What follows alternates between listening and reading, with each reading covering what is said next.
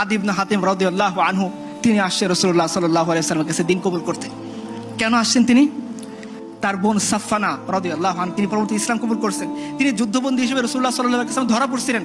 তো রাসূলুল্লাহ সাল্লাল্লাহু আলাইহি ওয়াসাল্লাম আদি ইবনে হাতিমের বোন, শত্রুপক্ষের নারী, চিন্তা করলেন এখান থেকে একটা ঘটনা আমি আপনাদেরকে বলবো। শত্রুপক্ষের নারী ধরা পড়ছে, রাসূলুল্লাহ সাল্লাল্লাহু আলাইহি ওয়াসাল্লামের কাছে নিয়ে আসা হয়েছে। আল্লাহ রাসূল তাকে মসজিদের ওই পাশে একটা কামরায় ওইদেরকে থাকতে দিয়েছেন।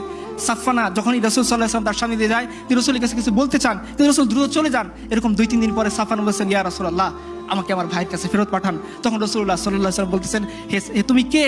বলতেছে আমি আদি ইবনে হাতিমের বোন, হাতিম তাইর কন্যা সাফফানা। তখন রাসূলুল্লাহ সাল্লাল্লাহু আলাইহি ওয়াসাল্লাম বলছে, দেখো তুমি তাড়াহুড়া করো না, তুমি তোমার একজন যাওয়ার জন্য গাইড খোঁজো, বিশ্বস্ত গাইড যদি পেয়ে যাও তখন আমাকে জানাবা, আমি তোমাকে তোমার ভাইয়ের কাছে পৌঁছানোর জন্য ব্যবস্থা করে দিব।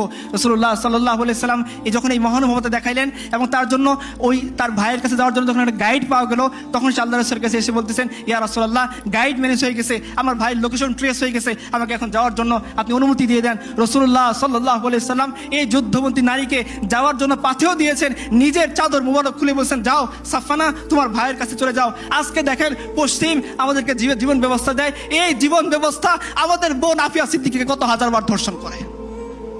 এই তো পশ্চিমের জীবন ব্যবস্থা। যান সেই পশ্চিমের সামনে মাথা টেকেন, আমরা আল্লাহর সামনে মাথা টেকাবো। আপনারা সেই জীবন ব্যবস্থা নিয়ে সন্তুষ্ট থাকেন যে জীবন ব্যবস্থা আমাদের বোন আফিয়া সিদ্দিকাকে কয়েক হাজারবার ধর্ষণ করে তাকে প্রস্তাব দিয়েছে। তার বোনের ঘটনা আমি বানিয়ে কোনো কথা বলতেছি না, তাকে বলা হয়েছে যে তোমাকে ছেড়ে দেবো, যাও কোরআনের সামনে পা দিয়ে যাও। আফিয়া বলছেন যে না আমি এটা করতে পারবো না। তো আফিয়া তার বোন বলতেছিল যে আফিয়া তার স্বপ্নের মধ্যে রাসূলুল্লাহ সাল্লাল্লাহু আলাইহি ওয়াসাল্লাম আসছেন, এসে জিজ্ঞাসা করতেছেন, আল্লাহ রাসূলকে জিজ্ঞাসা করছেন আফিয়া, ইয়া রাসূলুল্লাহ আমার ইমতিহান, এই পরীক্ষা কবে শেষ হবে? রাসূলুল্লাহ সাল্লাল্লাহু আলাইহি ওয়াসাল্লাম বলেন, এটা তোমার ইমতিহান না, এটা আমার উম্মতের পরীক্ষা। सितारों से आगे जहान और भी है, अभी इश्क के इम्तिहान और भी है, शाहीन है तू परवेज से काम तेरा, तेरे सामने आसमां और भी है। মুসলিম উম্মাহ তিনি বলছিলেন, যখন আমেরিকার ফৌজিরা তাকে জিজ্ঞাসা করে, তিনি একটা অভিমান করে কথা বলছেন যে আমি এভাবে কোরআনের উপর পা দিয়ে যাব না, আমাকে সারানোর জন্য মোহাম্মদ বিন কাসেম আসবে। প্রত্যেকদিন আমেরিকার সৈন্য তাকে জিজ্ঞাসা করে, মোহাম্মদ বিন কাসেম আসেনি?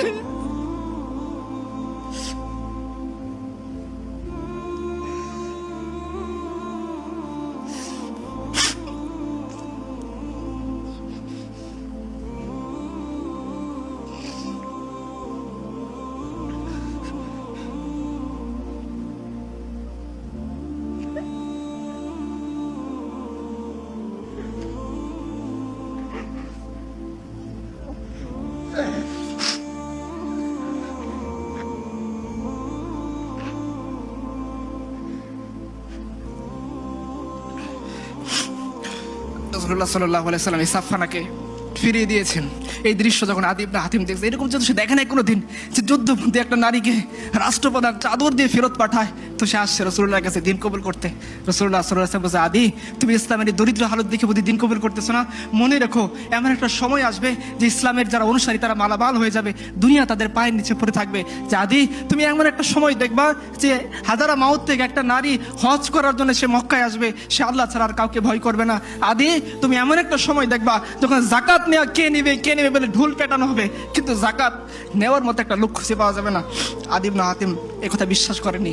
তখন আল্লাহ রাসূল বলছেন, তুমি এটা বিশ্বাস করো, এরকমটা হবেই। আদি ঈমান কবুল করছেন এবং আদি নিজে বলছেন যে আমি নিজের চোখে সাক্ষ্য দিচ্ছি যে আমি ওই দৃশ্য দেখেছি, হাদারা মাউত থেকে, ইয়েমেন থেকে, সানা থেকে একজন নারী হজ করতে আসতেছে, সে আল্লাহ ছাড়া আর কাউকে ভয় করে না।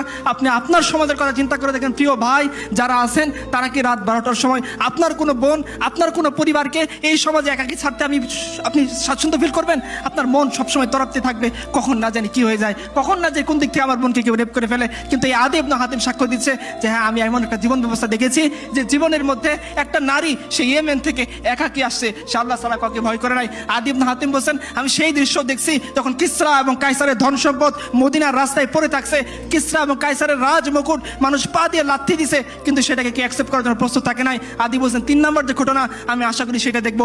আদি ইবনে হাতিম সেটা দেখে যেতে পারে নাই, কিন্তু আমরা জানি ইতিহাস সাক্ষ্য দেয় ওমর রাদিয়াল্লাহু আনহুর জামানায় যখন ইয়েমেনের গভর্নর করে পাঠানো হলো আমাদের আমাদের মুআয ইবনে জাবালকে রাদিয়াল্লাহু আনহু। মুআয ইবনে জাবাল কিছুদিন পরে, কয়েক মাস পরে তিনি মদিনার জাকাত সেন্ট্রাল গভর্নমেন্টের কাছে পাঠাইছেন। আপনারা জানেন জাকাতের একটা বিধান হলো জাকাত যে অঞ্চলে কালেক্ট করা হয় ওই অঞ্চলে বিতরণ করতে হয়। তো উমর পত্র লিখছেন যে হে মুআয, তুমি কেন জাকাতের টাকা ইয়েমেন থেকে সেন্ট্রাল গভর্নমেন্টের কাছে পাঠাইছো?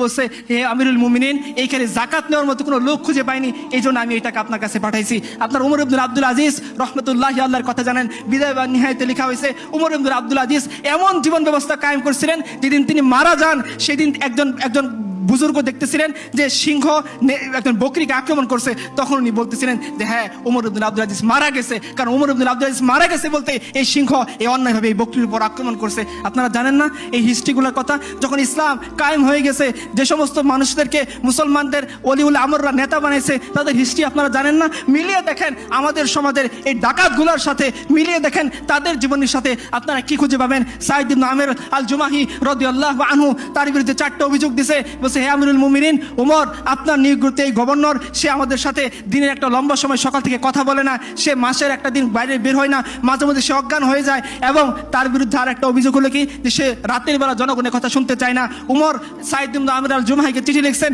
যে আসো তোমার বিচার হবে, জনগণ তোমার বিরুদ্ধে অভিযোগ দিছে। উমর ফজরের সময় মসজিদ নববীতে বসে আছেন, সাঈদ ইবনে আমির আল জুমাহি তার যে পুতলা ছিল সেই পুতলাটাকে কাঁধের উপর বেঁধে তিনি মসজিদে নববীর মিম্বর দরজায় দিয়ে ঢুকতেছেন। উমর বলতেছেন আমার চোখটি ধোঁকা খাইতেছে, এই কে সাঈদ ইবনে আমির আল জুমাহি যে হিমসের গভর্নর, তার বাহন কোথায়, তার সে রাজকীয় ভাব কোথায়? সাঈদ ইবনে আমির আল জুমাহি উমরের সামনে হাজিরা দিয়ে বলতেছেন হে আমিরুল মুমিনিন, যে বাহন আপনি দিয়েছেন সেটা রাষ্ট্রীয় কাজের জন্য, সরকারি কাজের জন্য, এখন বেসরকারি হিসেবে আমাকে তলব করছেন। আমি সাঈদ ইবনে আমির আল জুমাহি হিমস থেকে হেঁটে আপনার কাছে বিচার আদালতের সামনে দাঁড়ানোর জন্য আসছি। পুটলা কেন নিয়ে আসছো? বলছে আমি জানি না আপনি আমাকে আটকে রাখবেন নাকি আমাকে বহিষ্কার করবেন, আমার তো সম্পদ ছিল এই পুটলার মধ্যে বেঁধে নিয়ে আসছি। উমর জিজ্ঞাসা করতেছেন বলো তোমার বিরুদ্ধে অভিযোগ, তুমি সকাল থেকে লম্বা সময় দেখা করো না মানুষের সামনে। বলছে হ্যাঁ আমিরুল মুমিনিন, আমার ঘরে কাজ করে দেওয়ার মতো কোনো লোক নেই যে আমার কাজে সহযোগিতা করবে। সকাল থেকে ফজরের পরে ইশরাক করার পর কিছু সময় আমি সারাদিনের রান্না বান্না যা আছে সব কিছু নিজে করি, এরপরে বের হই, এই জন্য তারা আমাকে দেখার জন্য সময় মিলাইতে পারে না। বলছে মাসে একদিন লেট করে আসো, জুমার জন্য লেট হয়। বলছে হ্যাঁ আমিরুল মুমিনিন, আমার একটা মাত্র কাপড়, এই কাপড়কে মাসের একটা দিন আমি ধুই, যেদিন ধুই শুকাইতে দেরি হয়, এই জন্য বের হইতে দেরি হয়। বলছে রাতের বেলা কেন মানুষকে সাক্ষাৎ দিতে চাও না? বলছে হে আমিরুল মুমিনিন, দিনের বেলা আপনার যে দায়িত্ব সেটা আমি পালন করি, আর রাতটুকু আমি আমার রবকে দেই। বলছে হে তুমি যে মাঝে মাঝে অজ্ঞান হয়ে যাও, তোমার কি মৃগের রোগী আছে? বলছে না না না, আমার মৃগের রোগ নাই, আমার চোখের সামনে একজন সাহাবীকে মক্কার মুশরিকটা ধরে টুকরা টুকরা করছিল, আর সে মরার সময় বলতেছিল ওয়ালাস্তু উবালি হিনা ওয়াকতালু মুসলিমান আলা আই জানবিন কানা লিল্লাহি মাসরাই ওয়া যালিকা ফি যাতিল্লাহি ইয়াশা ইউবারিক আলা আওসালি শিলবিন মুমাজ্জাই। আমার চোখের সামনে তাকে টুকরো টুকরা করা হয়েছে, তাকে শরীরের উপর চড়ে দেওয়া হয়েছে, কিন্তু আমি কিছু করতে পারিনি। যখন এই দৃশ্য আমার মনে আসে আমি বেহুশ হয়ে যাই। এই হচ্ছে আমার অবজেকশন। দেখেন আপনারা এই ধরনের রাষ্ট্রপ্রধান চান না ওই ধরনের রাষ্ট্রপ্রধান চান যারা মানুষের উপর জুলুম করে, মানুষের উপর অত্যাচার করে, মানুষের সম্পদ লুণ্ঠন করে, মানুষের জনজীবনকে বিপর্যস্ত করে, নাকি ওরা যারা নিজেদের হাতে সংবিধান প্রণয়ন করে বলে দেয় যে তাদেরকে কখনোই বিচারের কাঠগড়ায় আনা যাবে না?